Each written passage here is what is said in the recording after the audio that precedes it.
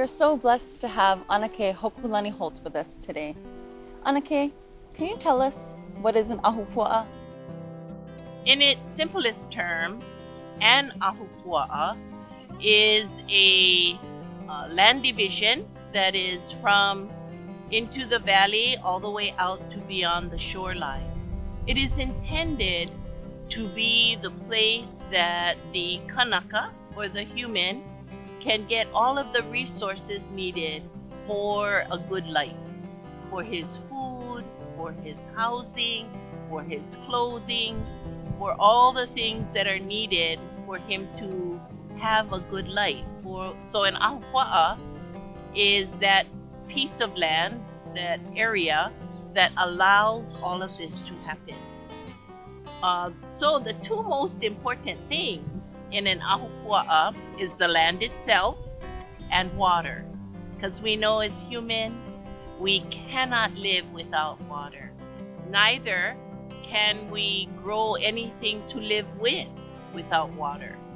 So the Ahupua was the finest way that Hawaiians ensured that water was distributed to everyone equally, that everyone had an opportunity to live well, that there were plants for livelihood, for clothing, for houses, for enjoyment itself.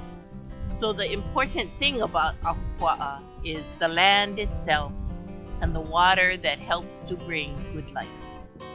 What do the geographical boundaries of an Ahupua look like? Was there a political function of how it was divided? So it was normally a sort of pie-shaped land division that reached from inside the valley, fanned out along the ridges of the valley until it opened up onto the ocean itself and all the sea that is in front of it.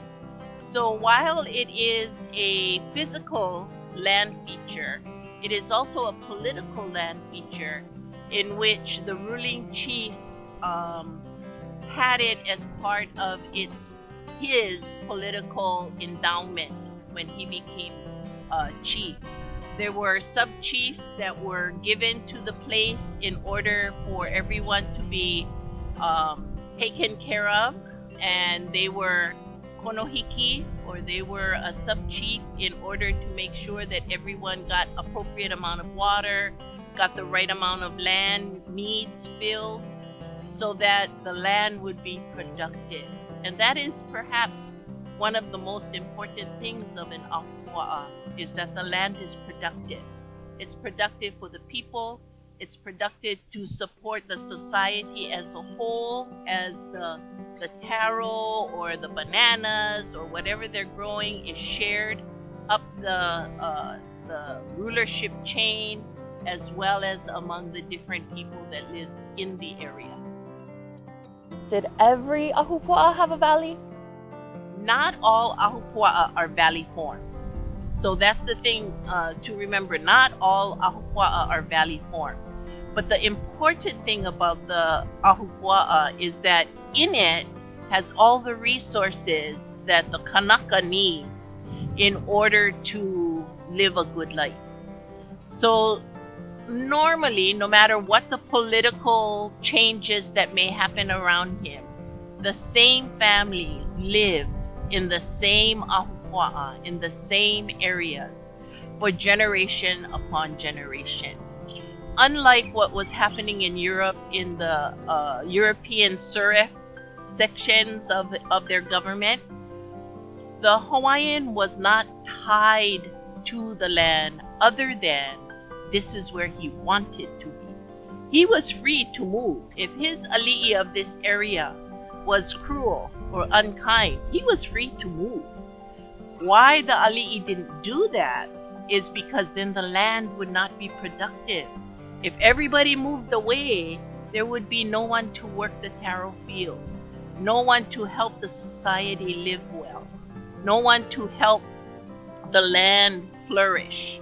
And so it behooved the ali'i of the place to make sure that living was good on the Ahupua, because the Hawaiian was free to move if it wasn't good for him. Normally, though, for generations upon generations, they came from the same place because they were tied to, first of all, the land. The land is who we are. It is what feeds us. So it is this place we must care for because it feeds us. So even if the political surroundings were maybe not the best, if their living still continued to be good, they normally stayed.